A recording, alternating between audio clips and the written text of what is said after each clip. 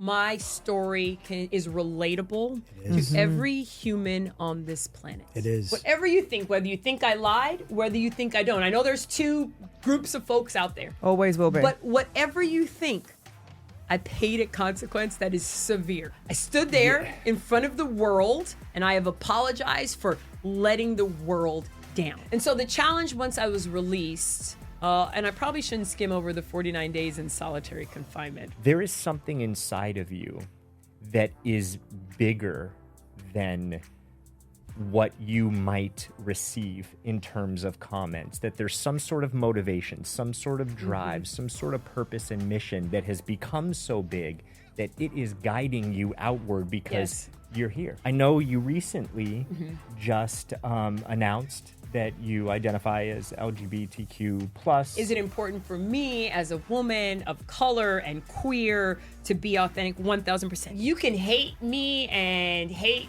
what you think I've done or what I've done or whatever, but you can't negate the fact that I've been through shit. Can't deny it. Right? Yeah. And come out the other side of it and made it something. Right, and then are trying to give back to people. Yeah, exactly. Hey, just sit around, listen for a little bit. I'm sure you're going to grab some nuggets, and it's free. Here you go.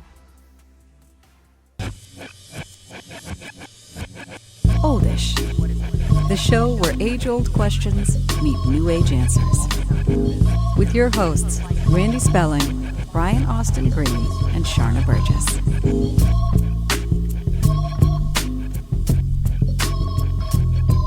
Okay. Marion Jones, welcome to Oldish.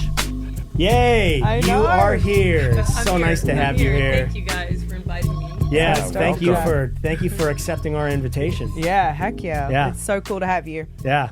So, I mean, The amazing The Olympic story is unbelievable. athlete, Yeah. right? Here's what I want to start out with. What does it take to have the dedication to be an Olympic athlete? I mean, it's a tough question because I don't have anything to compare it to, right? Well, for me, it was a dream from 9 years old. I'm from here. I'm from Los Angeles. And in 1984, the Olympics came here. Yeah, they And did. it was my first exposure to the Olympic phenomena. And I knew I wanted to experience it. And from that moment, wrote on my chalkboard at 9 that I was going to be Olympic champion. You just manifested it. Oh, I I knew love it. that. I wanted whatever those athletes were experiencing when they crossed that line, right? And there's this euphoria that you see in their eyes. I wanted it, and whatever needed to be done to experience that, I was willing to do it from that. And whether it was sacrificing parties and friendships and relationships and schoolwork, whatever it was, Yeah. right? Like I was all down with it. Whereby by the time I was 12, 13, you could tell that something was unique about me. And the rest is history. It's incredible. And so you didn't go through any period in your teen years, because I relate to, as a dancer, I went to the World Championships, I trained really hard, but I certainly had teen years where I was like, I just want to be a normal kid. Yeah. Like I want to hang out at a shopping center and I want to have a sleepover. You didn't get that? No. Oh my God, that's amazing. Different breed. I knew that most of the other athletes were wanting to do that. Yeah, totally. And it was okay for me. I had just had a feeling that later on in life there would be time for all that stuff, and that I was just going to be dedicated. And I knew that I was unique, though. Like I knew that I was unique. My mom, she tells the story of her father sitting in front of a psychic a long time ago, and the psychic telling him that one of your offspring, I don't know if it's kids, grandkids, there's something special and unique about that Oh, wow. kid. And my mom says, probably going to be you. And I kind of manifested that, I think. Right. That's unreal. And I was okay with it. I just wanted to be great. And That's it helped so that I was great. talented. And it was very obvious, right? Whether I was being picked by my brother to be on his neighborhood teams. Yeah. My brother's 5 years older than I am. Right. And he was And choosing you. He's like, no, Right. I need So Marion. right there, Yeah. you know, it's something Yeah. that's unique. And then when I decided to focus on sport, first it was, I did every sport and I excelled at it. Even to Yeah. this day, I'm almost 50. And I was with some friends a few years back and I was with my partner and we were playing pool. And I don't do pool, but I'm such a competitor. I was Yeah. gonna say, are you Yeah. super competitive? That I figured out a way, and all my friends are saying, if you can bottle that and sell Yeah. that, like you'd be a bazillionaire. Yeah. right. Like every parent would buy that for their kid. Yeah, I don't of know what it course. is. Like I figure out a way to say, all right, I'm gonna get that ball, even if it's pool. Like it has nothing to do physical. Right, if you're a billiard person, sorry, right? Yeah. I'm sorry. It's just figure out a way how to win. Bowling is the same thing. Are you competitive in everything, Everything. you do? Literally, like Everything. if you're walking with the kids, you're like, I bet I can. They're get like, to that come crap run down the first." street. Yeah. You're like, no, let's Right. run. Right, totally.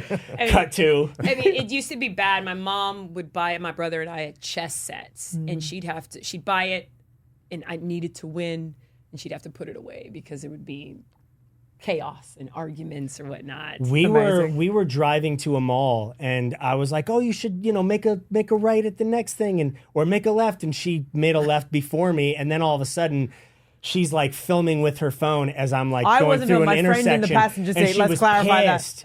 I was She was so pissed that he because beat she was me. like, "I should have won this," and I was like, "I didn't even know we were racing. Like I was driving." Competitive. And Love then, it. when you get away from it and you don't have something to be fueled anymore, like Yeah. everything becomes a competition, right? Like I'm not competing anymore. So how do I Still and feed probably that. the same. It's the same when you've had the highest level of your sport or whatever it is. You have to find something, and it's the most mundane things. It could be like racing to the store. Interesting. Yeah. I just watched don't ask why, but I watched a bodybuilding documentary. And I won't ask why. Wait, why? Don't ask Randy, I wanna know why. I rarely watch things on TV, and the other night I was like, I find it interesting because of, I knew we were going to be meeting with you, the dedication that it takes, whether you're into bodybuilding or not.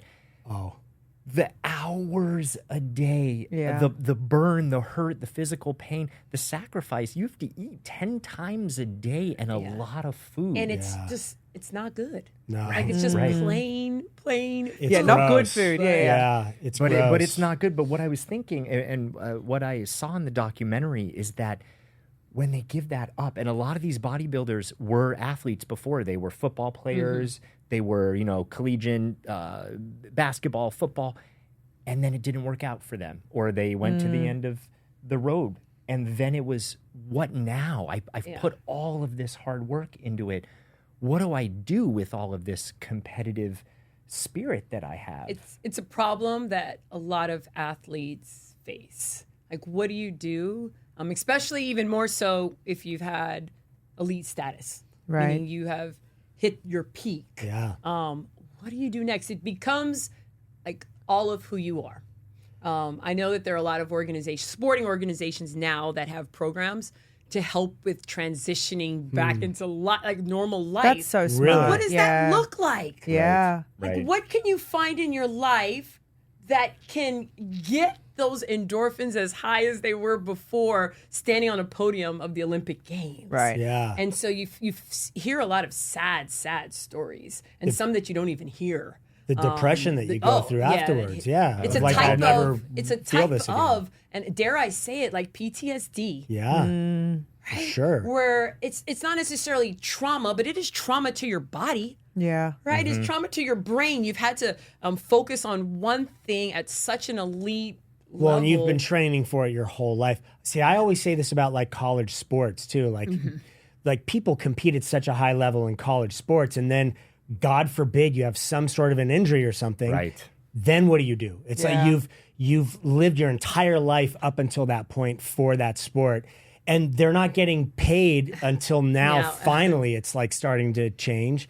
Yeah, but Brian, I think sometimes when I think about like that idea of it ending in college, it's almost a blessing, right? Because they've been doing it their whole life, but you're talking about 20 years, Right. as opposed to you then crossing the threshold into professional status and Sure. you add another 10, 15 years onto that. At least in college, hopefully you've networked enough with non-athletes Right. that you can like assimilate into the workforce or something like that. So I don't want to say it's easier, but when you get into that professional world and Makes then sense. you're starting to make a lot of money. You've made it your choice Yeah, of it's, like, it this gets is what a I'm lot going more to do for challenging, my I life. think. So what Yeah. about for you, Marion? Because I feel like you break the mold a bit on that. There's unbelievable Olympian, and then you play in the WNBA. Like, you had a whole other jump into another career, and now you're motivational speaking, you're training people, you're doing all sorts of things. Do you feel like you're getting that same endorphin release with what you're doing now? Have you created that for yourself?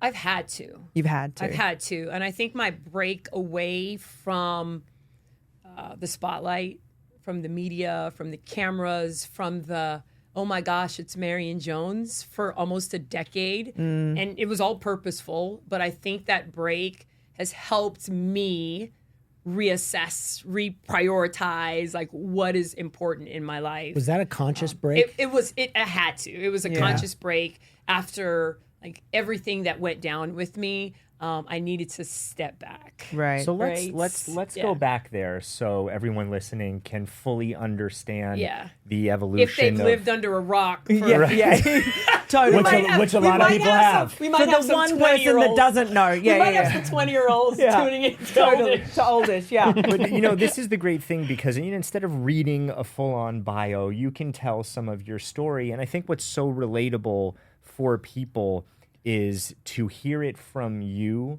and to put themselves in that equation somehow. Yeah. Mm-hmm. Well, I mean, I'll go back. I mean, I attended the University of North Carolina at Chapel Hill. I was a recruited athlete, played basketball, won a national title, the only national title at Carolina for the women. Was a starting point guard. Loved the sport, transitioned into, when I graduated, wanted to fulfill my dream of becoming the fastest woman in the world. Right? So I graduated from Carolina and I was like, track full time. Let me get back into it. Wow. Success came my way very fast. And so fast that I like to say I got taken out in a massive wave of popularity, financial freedom, and everything at the age of 21, right? Wow. Which So at 21, young. it just all came. So I started, I was a young freshman. I was a 17-year-old freshman. So I graduated at 21, and all of a sudden, like, bam, like, I am living an incredible life. I'm traveling all over the world. You're living what people perceive as the dream. The dream, right? It's getting paid lots of money to run 10 seconds on a track. And made the choice, even at 21, just surround myself with people who are going to tell me that I'm great. Like, it's good. Like, don't we want to be around that? Sometimes there are people patting you on your back. Yeah. And the problem with that is that a lot of times you also then make the choice that you're going to distance yourself from people who are going to give it to you straight. Right, totally. Like, you want yes men. Right. Like, I want people that are going to, like, yes, that's perfect. Yes, Marion, that's awesome. Oh, you're yes, so yes, good yes. at what you're, right. That outfit looks amazing. And one example that I give is my mom. Right? Like, my mom loves me unconditionally, but my mom is also going to say, you know what, little girl? Even at 21, right? I'm always my mom's little girl. Like, probably not a good choice of partner, or probably not a good choice of probably not a good business decision. But I don't want to hear that at 21. Yeah. Right. And same thing with the friends that had been with me for a long time. Again, distance myself from them, and then just surrounded myself with yes people, and became the fastest woman in the world within 4 months of graduating from college. That is unbelievable. Fastest When I woman in the world within 4 months of graduating But Randy, college. let me give you just a little bit of background even before then. I had been building up to that even from my first Olympic being made at 15, right? So I didn't graduate and then decide, right? I'm going to run. I really want to start running fast. I was like, well, there's hope for me yet, guys. Right. At 50, I can do anything.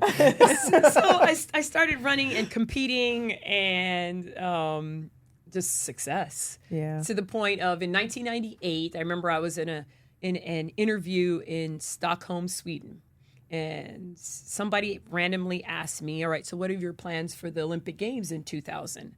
Well, I had thought of it, and I literally had dreamt of it 10, 15 years prior, and I flippantly said, I want to win 5 gold medals at the Sydney Olympics, right? Understand, I'm 21, 22, 23 years old, and it's just what I think is going to happen. Like, I don't even think about potentially the consequences of saying that, the pressure. People ask, like, how do I deal with pressure? There's no pressure. I think I can do it. I can beat you. That's not what. Right. And it took a life of its own.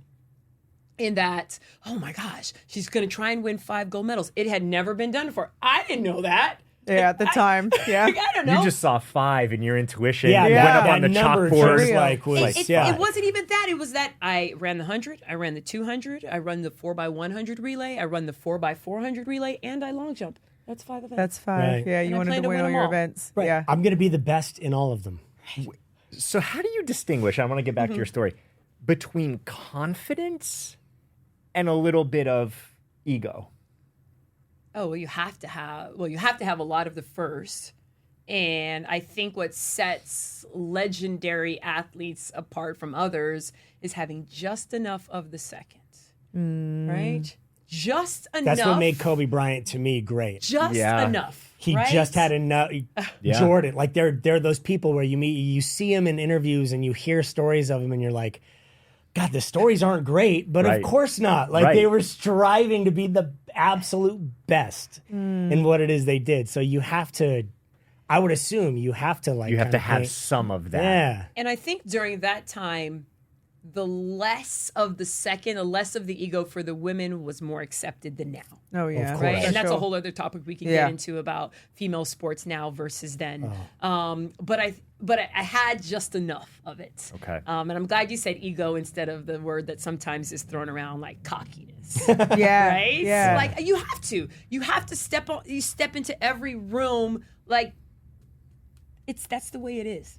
That's the way that my brain functions. I'm going to win. I'm going to destroy you in the nicest possible way. Right? Yeah. But that's just the way that it is. Right. So as the Olympic Games get closer and closer, referring to the 2000 Games in Sydney.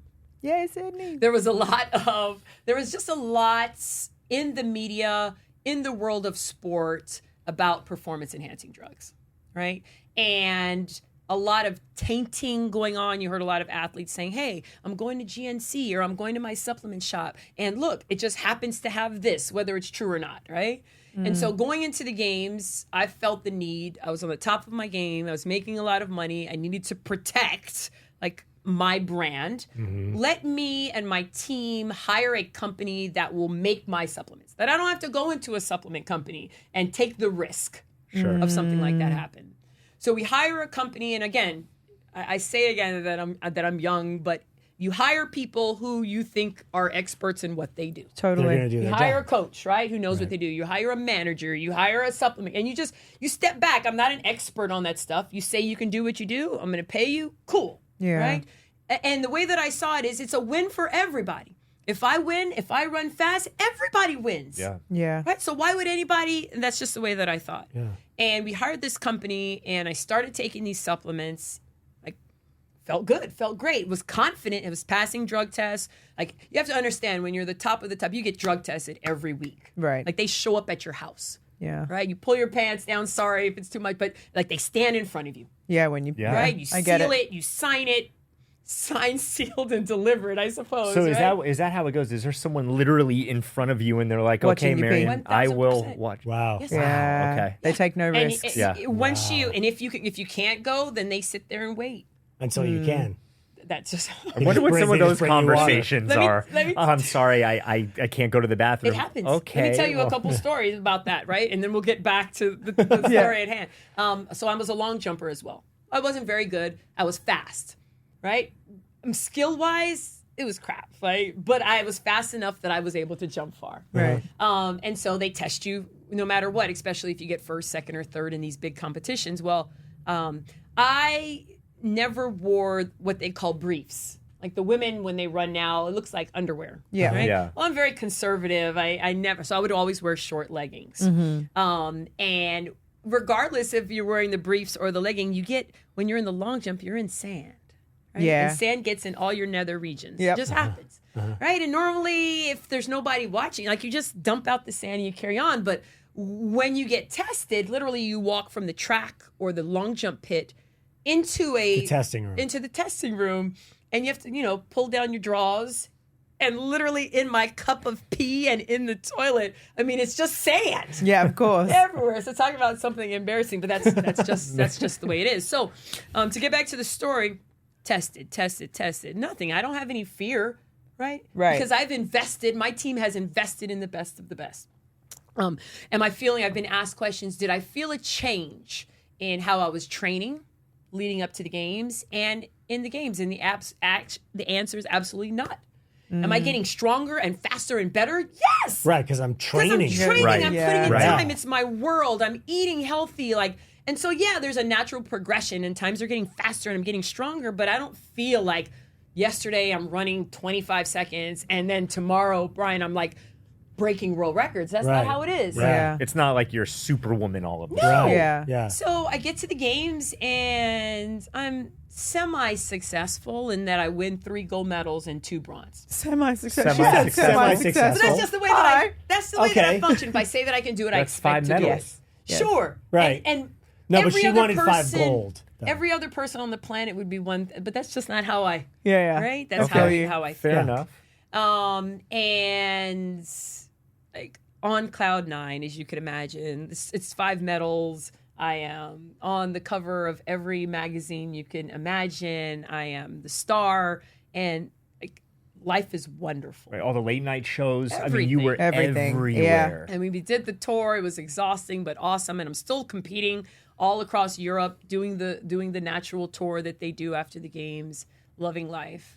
And then you start to hear, I don't know how long after the games, but you start to hear more in the media that these athletes across sports now, not just track and field, but a lot of different sports, in baseball and football, they're getting wrangled in because of testing positive for this particular performance-enhancing drug called the Clear, right? That's what it was coined.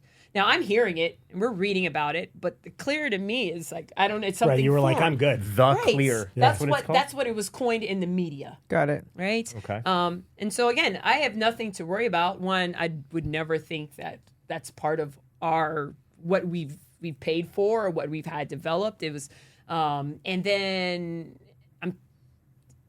everything is fine with the drug tests. Yeah, Like, you're coming nothing's up clear, right? back. Right.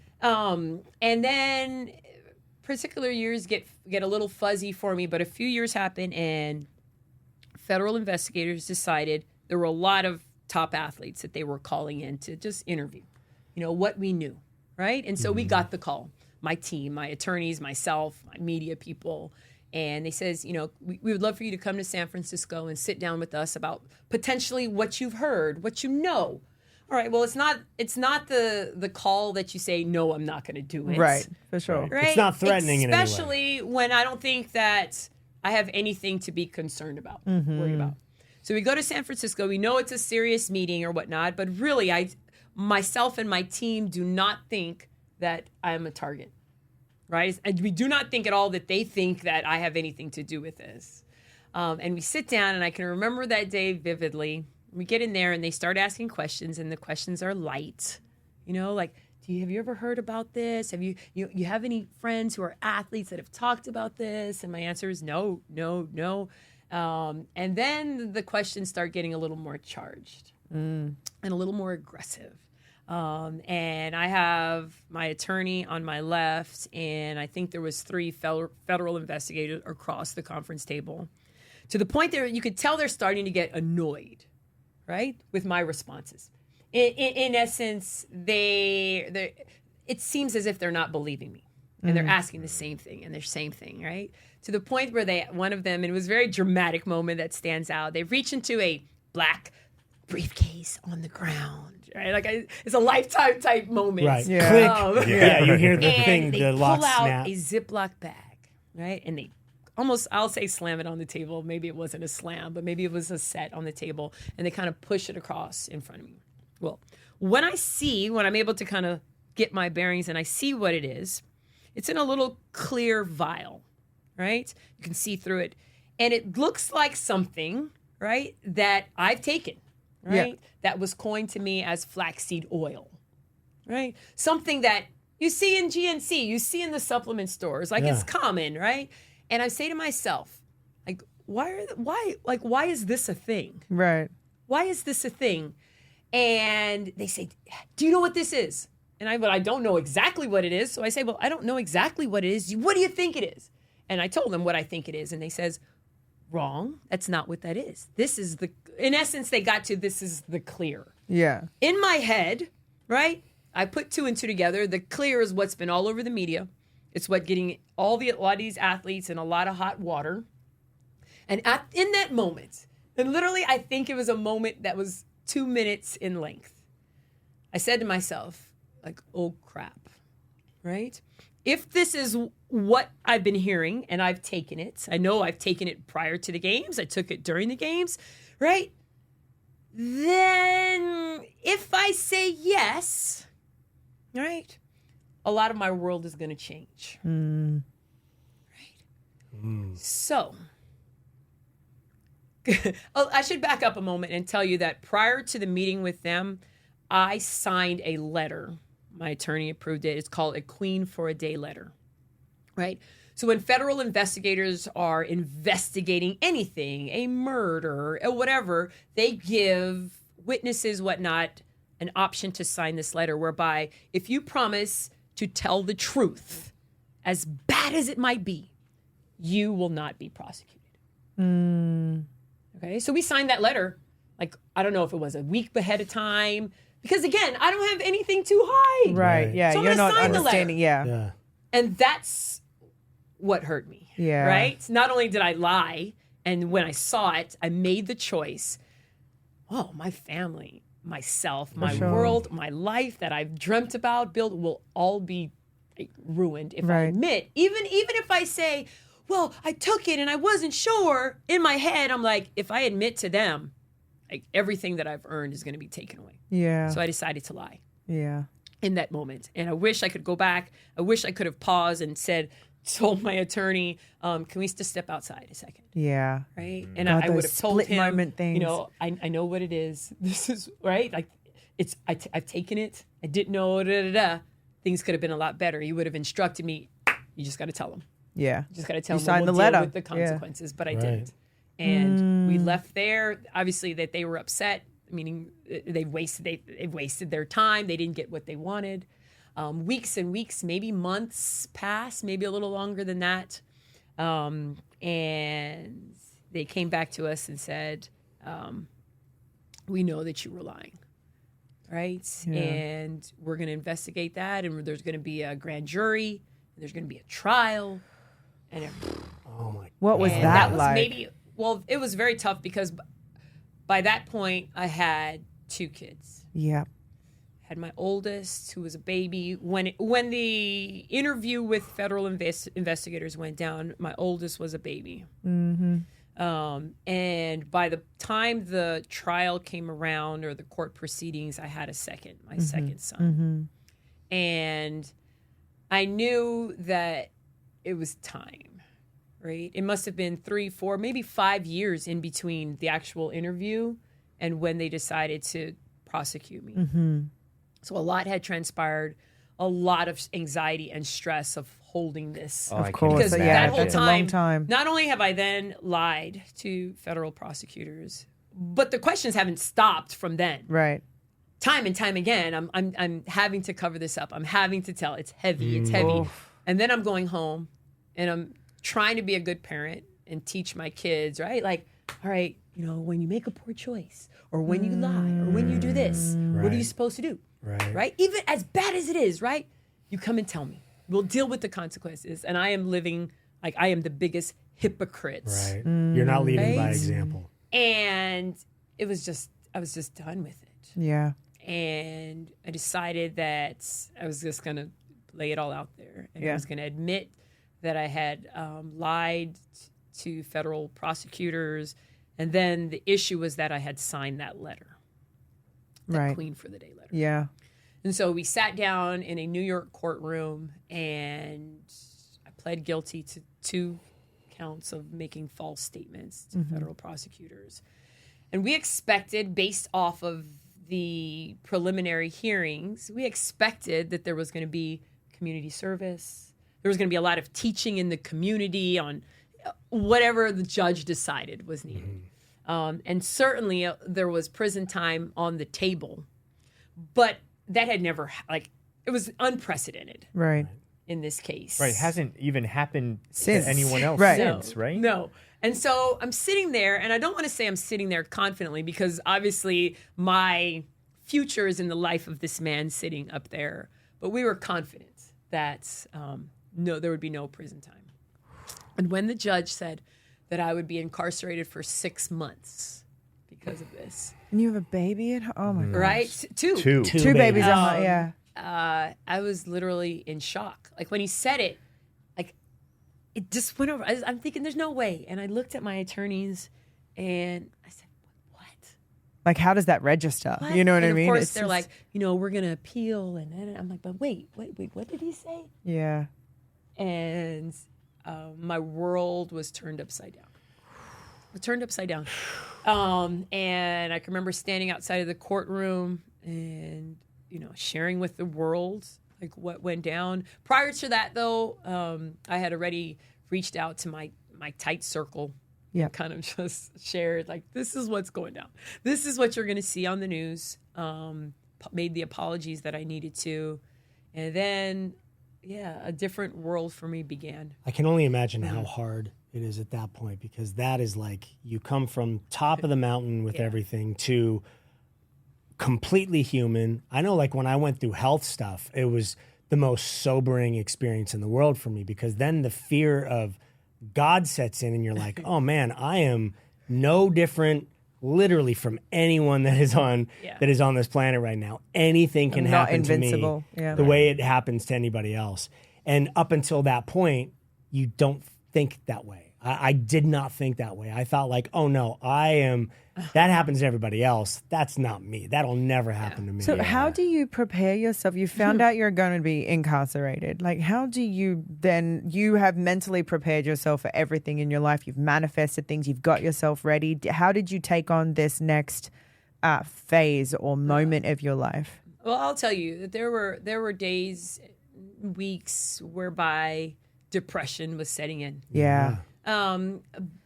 But I like to say that I'm different than a lot of people in that I don't allow things in my world to just totally knock me down. Like, I prepare, even if it's prepare for this. So, like, one, you have to understand, I knew nothing about prison except the lockup shows that are popular. Right. Of course, yeah. Which ironically I like to watch. Yeah. But like, there's no, how to start your prison. Like, there's nothing There's out no there. YouTube video on that. You know what I mean? There's How to pack. like, how to pack for prison. What you need. Training. Best way to cut your hair.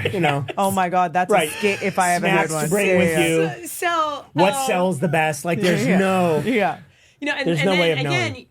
You mentioned earlier, Brian, right? Like, you find out that you're just like everybody else, except you're not. So on the day that I turned myself in, there are helicopters like above Of course. the prison, right? Right. When I walked in and I'll say checked me in, right? They bring you in. I walk into the common area, and my news story is in the common area with the other inmates. Right? shit. So it's not like I'm like everybody else. Right. No. But it forced me to figure out how to make the best of the situation. Yeah. Right? And how did I do that? I submerged myself in the prison culture. And it might sound funny, right? But you cannot go in there thinking or acting like you're better than anybody Like else. Of course. You better not. Yeah. Right? You have to quickly identify the people whom are like you want to be in alliance with. Right, allies. So that you can find out who you don't want to be messing with. Right. And so it's a whole thing. I decided that if they were going to allow me to work out, because that's what I know that. I know that world. I needed something while I was there to identify with, like, okay, like even if it's for an hour or 30 minutes, like, I know this part. Yeah. Like, I don't know the environment. I don't know why they're treating me like this, but I know that if I can work out and I can do certain things, like, Some anchoring You can hold on point, to that. Yeah, some anchoring, force. right. It's like fucking Starbucks in a foreign city. You're like, oh my God, I just want a chai latte. Like, if it tastes the same, you're like, oh, home. Like, this is all I needed. Yeah. So it was my release. Yeah. Right? Like, I read, I wrote, and I worked out. Right? And they asked me, like, do you want to take classes? Well, they were teaching like 8th grade, like stuff that And it was one of the things that I am now a proponent of prison reform, in that you sentence people and then you say, okay, you're reformed, but you don't prepare them to get back into society, right? Because the programs that they're offering are so antiquated, right? Yeah. And I'm in there, and because I'm a college graduate, one of the jobs, I mean, they like college graduates in there because they're not going to hire anybody to teach the inmates, but they get the inmates who are college graduates to teach the other inmates. Got it. Right? So they said, hey, are you willing to teach X, Y, and Z, GED type stuff? Sure, heck yeah. Yeah. Right? But I'm just so disappointed, right? And then you're like, oh, they come back into society and they're making some of the same poor choices because they can't get a job because they've been in there for 5, 6, 10 years and you haven't equipped them at all. You haven't fucking taught them anything. Of course, you haven't given them a chance. Right. And so again, those are things that I've learned. How can I make the best of the situation? And I started to develop this thing like, I have something about me. Yeah, physically I'm gifted. I'm faster. I'm like, that's just a natural thing. But I also have some God-given something that I connect with people and they want to hear from me. And they're inspired by me. Not necessarily by how fast I can run. And that's where that kind of started, right? This idea that I have a voice, right? And people want to hear from it, right? And so the challenge, once I was released, and I probably shouldn't skim over the 49 days in solitary confinement. You spent 49 days. Why? No, What landed you there? No one wants to hear that. You don't want to get into that. Yeah, no. So What back up a landed? little bit, Okay, yeah. Right? So my offense was white collar. Right, you know, there was on my side of the prison. There was nobody there was no murderers, right? There was none of that, right? There were people who had fudged on their taxes, right, and done money stuff and lied and that type of stuff. And there was So then, when you're trying to figure out who to like not cross and who to cross, is it like, oh, because this guy will fuck you with the government and like claim that you didn't pay taxes when you did? Like, was it that kind of a threat you have to understand situation? how the system is. We don't deal in money. Right? But you deal in it's barter. Yes, you barter, and there's a store, and some people who've been in there for a long time. So I had a support community who made sure that I was taken care of and my basic needs were met. Got you. Right? It's called commissary. That's how you deal in stuff. And there were people whom I were rooming with who didn't have that. So the way that you work things in that system is if you have a skill, if your skill is to wash clothes, right? And there's 2 washing machines and 2 dryers. Well, I'm not going to stand in there. You need to stand in there or somebody's going to steal it. So you hire somebody to wash your clothes who will stand there, right? You hire them and you buy their commissary for them, right? So that's how you deal in the financial part. Well, Got you. And some of the stuff that I needed washed were like my workout clothes because I work out every day. Right. So this person had a constant job with me. Yeah. And then I started to find that my clothes were like missing, starting to disappear. And I'm trying to navigate this like, how do I confront this individual? Right, totally. You got to walk on eggshells on how you do it, right? I'm like, no. Yeah, okay? And I decided the best way I can, like confront the individual and, to say, hey, I think I'm going to do it myself. Right? I'm not going to need your services. Well, that didn't go over well because, again, that's their only access to like good tampons. Right. And the prison's going to issue stuff that's going to give you an infection. You don't want that stuff. Right. You want the good stuff, whatever that looks like. And I'm taking that stuff away from her. And I remember when I told her, and I told the young lady who was my roommate who was doing this stuff, I decided I was going to tell her with nobody else around because I didn't want to embarrass her or anything. Everybody had gone to their jobs for the day. And I decided to confront her and tell her. Well, she didn't take it very well. And in essence, she had tried to attack me. Right, but I am no pushover. Like, I didn't grow up in a world where I had to defend myself on the street. Like, we were taken care of. So I'm not... But I'm not going to let anybody so that there was an altercation. Gotcha. To the point where I knew that it wasn't going anywhere good. I ran out. I told the guard, and they took both of us on the other side of the prison. The other side is where the murderers are. The real deal. Got you. But they're not going to put me in that environment, so they put me in what's called the SHU. which is another way to say solitary. Uh-huh. And the system is that you just don't, like, you don't get a trial. They don't do an investigation like No, overnight. Of course not. Right? And so you're there, and you're there, and you're there, and 49 days later, right? Oh my it was God, determined. Marion. Like, there was no, she was right, she was wrong. It was her word versus my word. Right. Right? And they determined that that was a long enough time. Right? So I was over there for 49 days. That was, I mean, you're in your cell for 23, well, legally you're supposed to be in your cell 23 out of 24 days.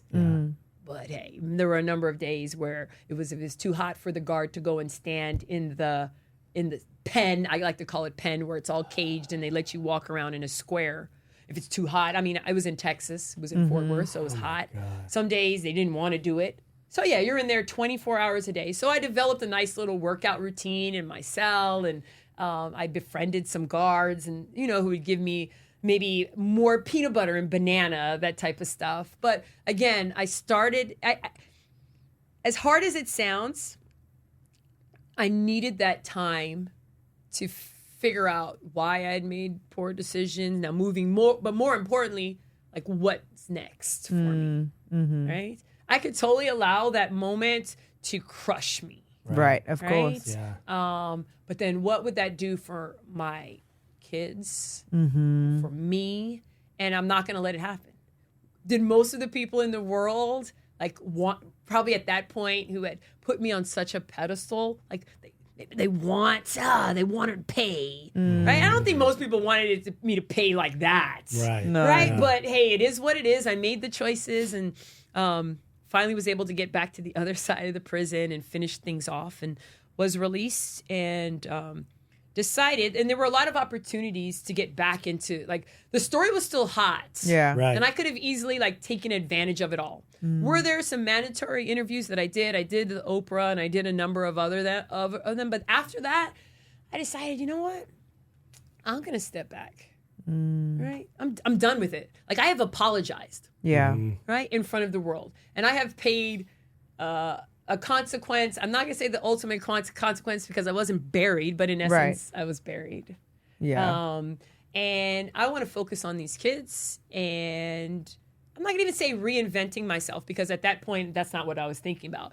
But I'm going to figure out, like, there's something You want to still- find the silver lining of the whole Right? thing. And we I- we Like, where talk does it about go? this all Yeah. the time, like that catalysts, you never necessarily see them coming, and then all of a sudden something dramatic happens in your life, and if you choose to rise to it like you did, like I did when I was sick and going, it's like you come out of the backside of it and you go, man, that was the hardest experience in the world, yet people ask me all the time, if there was anything you could go back in life and change, there's nothing, because every single thing led to this right now. And I'm sure now with your kids and with your life, you can look at what it is you're doing and go, man, thank God I didn't just continue being an athlete. Yeah. And that, because that it's so much harder than to get to this point in your life, you know? Right, and because we're at a point now, and we'll fast forward, I'm sure, but you're at a point now where my story, not the specifics of it, but my story is relatable to every human on this planet. It is. Okay, whether you argue with me, and there are people out there that say, she's still lying, but like, whatever you think, right? Whatever you think, whether you think I lied, whether you think I don't. I know there's two groups of folks out there. Always will be. But whatever you think, I paid a consequence that is severe. Severe. Right? I stood there in front of the world, and I have apologized for letting the world down. Right? So you can stay in this whole thing, doping, performance, like, okay, if that's where you're at and you're going to stay there and you're not going to use any of that as a lesson, and you are the perfect individual. Right? Yeah. High five. Yeah. Like, High maybe five if you to give me a you. high five, some of that, like, but no, like what I share now, I'm nowhere perfect, right? But what I am That's sharing, what makes you so great, is that you're Yeah. able to recognize that. I hate that people are so judgmental of anybody else making a mistake, when it's like, we all make mistakes? Like, Yeah, are you? I think the biggest thing too about every single person. I don't know anyone who hasn't lied at one time or another. Of course. Yeah. And the thing is, just like with all my addiction stuff in the past, and then upholding a lie when you want to live authentically is one of the biggest forms of non-freedom that you can have, because it eats at your soul every single day. And those who are cheating or having an affair or are just not telling the truth in some area and upholding that lie, which makes mess everywhere just else. eats a hole. Yeah. It is a Yeah. personal jail. And it's worse than standing in front of a camera and sharing it with the world. For sure.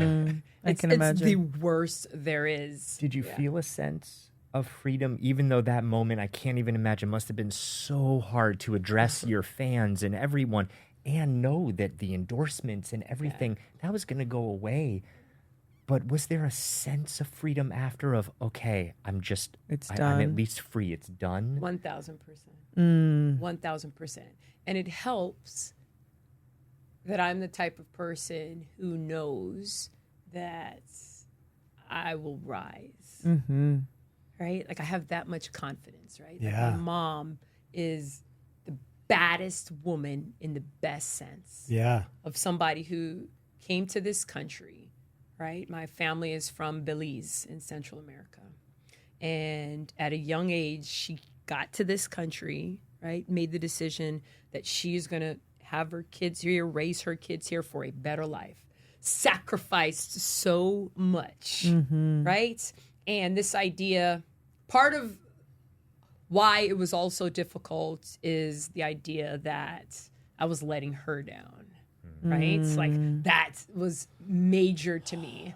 But once I set that right and I was able to look her in her eyes and she gave me unconditional love, which for a very long time I wasn't surrounding myself with when I was making so many of those poor decisions. And she looked me and she's like, you're my daughter.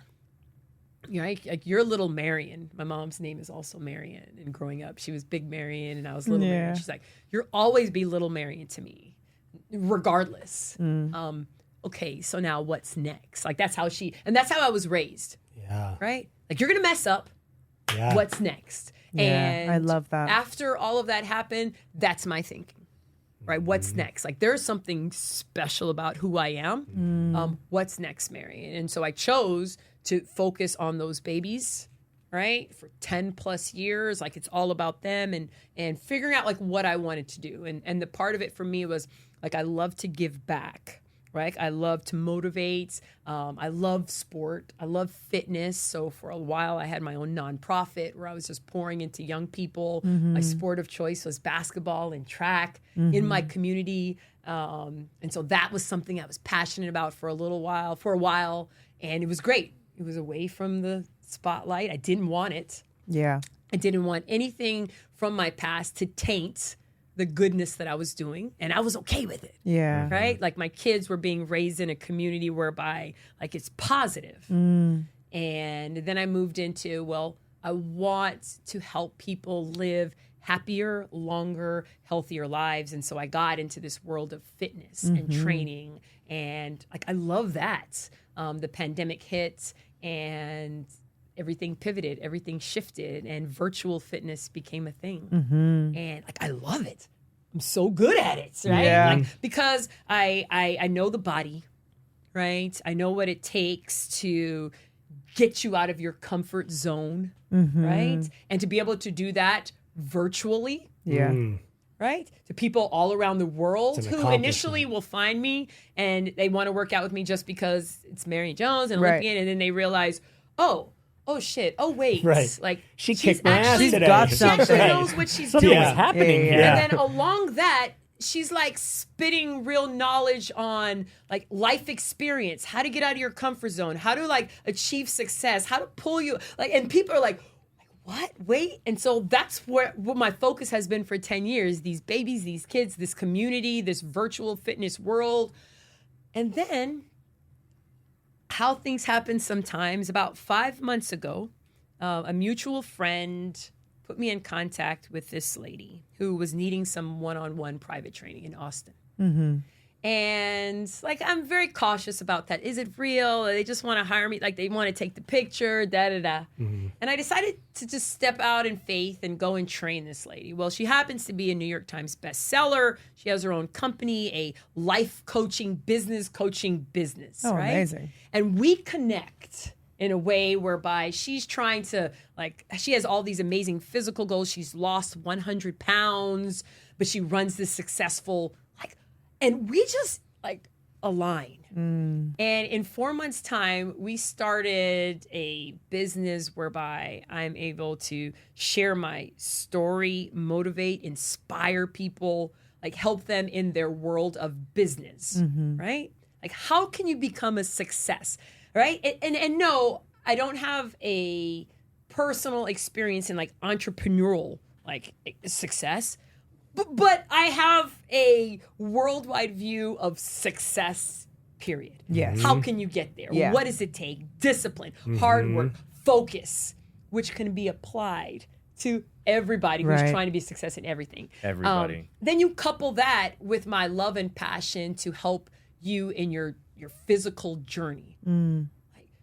Like, you have to learn balance in your life. And so that's really where I'm at. And so that's why, like, I've decided that it is time, right? Like, I made a post on social media a few weeks back, like, I'm back, right? And people are like, you're back on the track? No, fool, I'm 50. I'm not back on the track. Right. I'm not going to do the next I'm Olympics, back guys. here. Yeah. Like, Yeah. yeah, people are gonna Like- know that I'm here now. Yeah. And then once they see my content and they're like, okay, wait, like, what? Like, I'm not trying to take.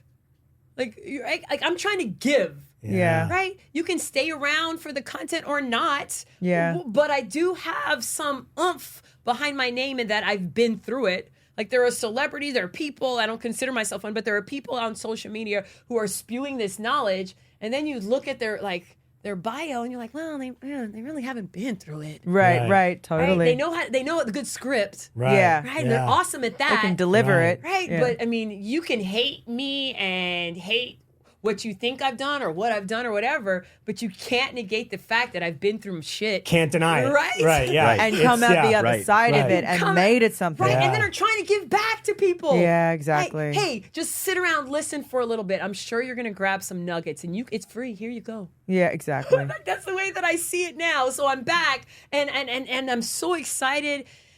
I will tell you that there is some trepidation in that. It's been nice to be away from like everybody's opinion. I bet. Yeah. Like, it's been so Yeah. refreshing. And you were so exposed to it. Like, literally, the world had an opinion on you, So I imagine that was such a nice relief. and it has been. I made a choice on social media, and Yeah. we've talked about this before, that like because at first comments used to, like, I'm very thick skinned, like I'm good with that, but sometimes I'd read comments and I go, oh, that stings a little bit. Yeah. And then I changed my perception of them, and I was like, okay, you know what? The people that are commenting on these things, they don't know me. Yeah. So they're commenting. I read these comments like they're meant for somebody else. So somebody will You're like, say "That's a something good one." funny, and I'll laugh. I'll go, "That's fucking hysterical. That's genius." And I'll comment back and like laugh and like I'll play, because they're not actually commenting to me. They don't know me. They don't know you. But I'm not They know there- your story, and so they think they have an understanding of the story enough, and so they're commenting on that, but they don't. But I'll tell you, Brian, I'm not there yet. But Right? I'm not there yet. And so the way that I deal with it is I don't look at the comments. Right? I don't blame Like- you. I don't blame Yeah. you at all. And listen, I by no means is my life story anywhere close to yours, but I got out of acting and sort of stepped away from the spotlight for a good 14 years or so, and I became a life coach. And I gave back. I drug him back into this. and helping people. I did not want to step back. And I got offers to do Dancing with the Stars a couple times and different things, some survival show. And I was like, nope, I don't want that. But I see something in you that I recognize in myself. Let me know if that's there. If you're here, which you are, and I'm so thankful that you are, there is something inside of you that is bigger than what you might receive in terms of comments, that there's some sort of motivation, some sort of drive, some sort of purpose and mission that has become so big that it is guiding you outward because you're here. Definitely. And I see your post where you're like, I've locked my hair because that's me. I don't want to use the straightener and the chemical. I just want to live me and who I am. It's so true. It's so true. And but you have to get there, right? Age, wisdom, right? Like if we could go back, there are certain things that I might change, but like Brian said, like it's gotten me to this point. And I'm at such a good place. Such a good place. And with so much to offer now with all that experience. More so than when I was 25 years old. Yeah. For sure. Right? I turned 51 and I'm like, you know what? This is exactly how I want to start this part of my Second life. half And of that's your it, life Brian. season. That is what we talked about with the show. That is the ethos of Oldish. It's not a number. It's a place where it doesn't matter the age, but you look and you say, I have something to give. I've weathered storms. I have some wisdom. I don't have it all, but I have enough to want to ask different questions. Yeah, now I'm ask. willing to like really sit down with people and hear things that I knew nothing about, and like with an open mind learn about them. You know, not just be like, oh well, I'm this way and be guarded and blocked off to everything. Totally. Speaking of authenticity, I know you recently just announced that you identify as LGBTQ plus. Yeah. So that's another sort of stepping Another part out. of living your That's a huge authenticity. step, but that's got to feel a huge step. amazing. It's something that has been a lifelong thing, right? Like it's not something in my world and in my village. And I call my village my people, my friends, my family, my kids, like all that. That's new. But now that I'm back, people might seem surprised. They might think that, right, like I'm trying to get back in the spotlight with something big. And again, right, like people can kick rocks. They really. can say whatever they want. You know what? They I'm will going to always give put a label my on something. unsolicited perspective. Okay. I don't see that. I see it based on me doing research about you and talking with you and all of us chatting here today. I think that it is so important for you to live authentically that you don't want to come back out in the spotlight and have things that are hidden, that it's so Be important to anything you. but you. Right. And as a Right. mother, to just show who you are. That it always goes back to that, right? Is it important for me as a woman of color and queer to be authentic 1,000%? But gosh, when you have kids, I know. gosh, when you like, man, right? It just is just amazing. And so, to just people are like, well, you were married and there's all kind of crap there, and well, yeah, you're right. It's all part of life. It's all part of of life, the and it's part growth. of the journey. Yeah. And if you do the research, and we can touch on a little bit, women's sports in the 80s and the 90s and the 70s, whereby they were paying female athletes to have a certain image, right? And whether they explicitly say, you have to be straight or not, you don't see, well, during that time, queer women making millions. Right. Right? They're not on the covers of magazines. Is it more widely accepted now? Yes, right? But it's a different time. And it's not the reason why I wasn't brave or courageous enough to step out in my true self during that time. But, man, it was easier to just say, hey, like, this is who I am at that point. Totally. This is my husband. This is my boyfriend. Like, this is my endorsements. Like, I'm fitting that perfect bubble. Right. Yeah. But then it's heavy. You're fake. Yeah. Right? You're just not. It's just heavy and it sucks. Yeah. Right. And so to be almost 50 now, and this is not my coming out party because like I've had a partner now for a long time, and my family, everybody knows. But to be able to say like this is who I love, this is who I am. I am so grateful for my partners or what now or in the past because I have 3 beautiful like kids that are Of amazing. course, yeah. But man, it's just a wonderful feeling to say, this is who I am. You can argue, you can fuss. There will be a part of my supportive community who will be taken back when they hear some of this.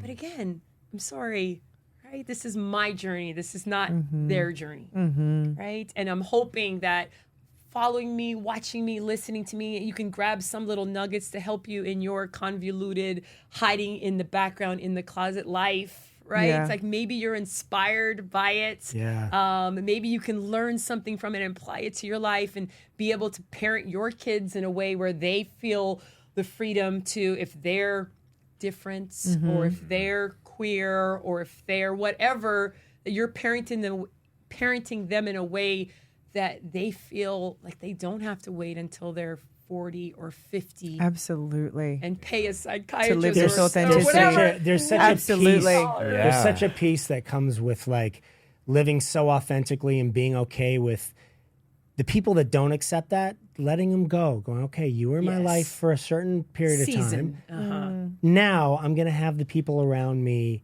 that truly just love me for who I am completely. And I That's think an amazing feeling. I think as far as like the public perception now that you are like back in the world and putting yourself out there on Instagram and doing things, sometimes the people that have the most resistance toward it and are the most angry at you on their keyboard are the ones that are actually experiencing something that they're not facing up to. So even if you receive negative feedback from them online, there is probably and most likely a positive effect happening to them on the other side of that.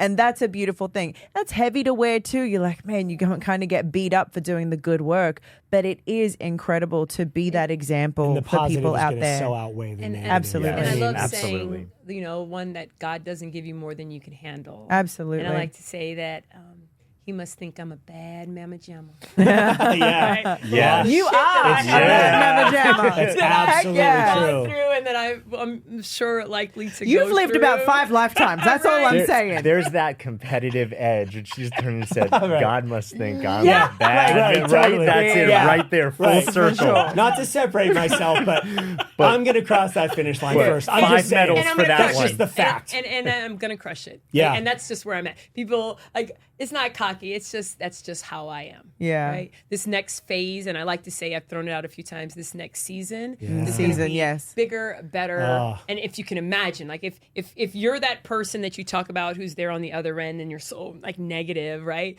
Like, if you think that it was something special or great or whatever you want to say, legendary in that season, like just sit back. Then wait for And this just one. watch. Right, I'm gonna what's shine happen. like you wouldn't Shine is the right word. believe. Right? I can't Well, wait. you're like a whole Shine is the right trilogy of movies. Like Yeah. you've got the sports, then you've got your coming out story. You've got like all these things that someone's going to be like, we need to get Marion and we need to like turn her whole It's life into a amazing trilogy. though to realize, like, Unreal. oh, this season I get to start this season here Here, now. yes. I don't have to go through what I did. My first season was a long season. I Yeah. did a lot of stuff during that yeah. time. So I get a whole nother one of those, but I don't have to start the first 25 years of it figuring out who I am and like Hiding. dealing with that's so nice. insecurities Yeah. and all that. Oh, Yes. which is just the So good to know worst. who you are at this so it's point. exciting. Oh. When I my God. chatted with you guys earlier, like it's exciting to be me right now. Oh my We're God. so happy that Yeah. you are being you. Oh my and God. you have come back in whatever way that is to just share your wisdom, what you've learned, share these nuggets as you talk about success, because in life there's so many, whether it's entrepreneurial, whether it's some sort of business, whether it's relationship, whether it's there is a mindset to success. Yes. Even more important than just making it, because making it has a different definition to every single person. Yeah. One question before we go to our bonus segment. What do you want your kids to take away from having you as a mom? Ooh, that's such a good question, Ooh, Randy. yeah, what Ooh. legacy? Yeah. That my mom. You're gonna make me all tear. That's okay. Here. That's He's all good at right. that. Yeah. My mom was the best mom because she looked out for us. Right? In the midst of all the crap when she could have disappeared and she could have stepped away from it all. She sacrificed everything to make sure that we were okay and that they were healthy and happy. And when she was certain of that, she put herself back out there again to try and help everybody else. So, like, to me, that would be the ultimate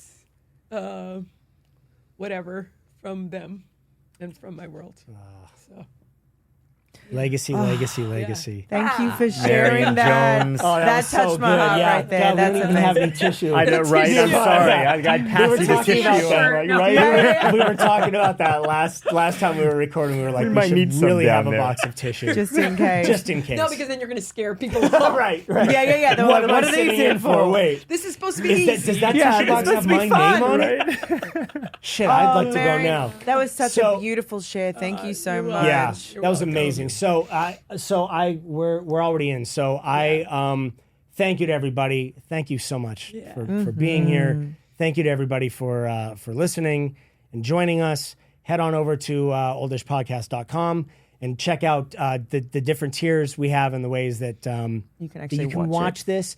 We're gonna be here after this. We're gonna do another 15 minutes or so. We're gonna kind of lighten this up a little bit. Have some 'cause I fun, know- play some games. I know Mary ended it in a way We're gonna do where the she good was stuff. like, "This isn't who I want to be, and this isn't the new me."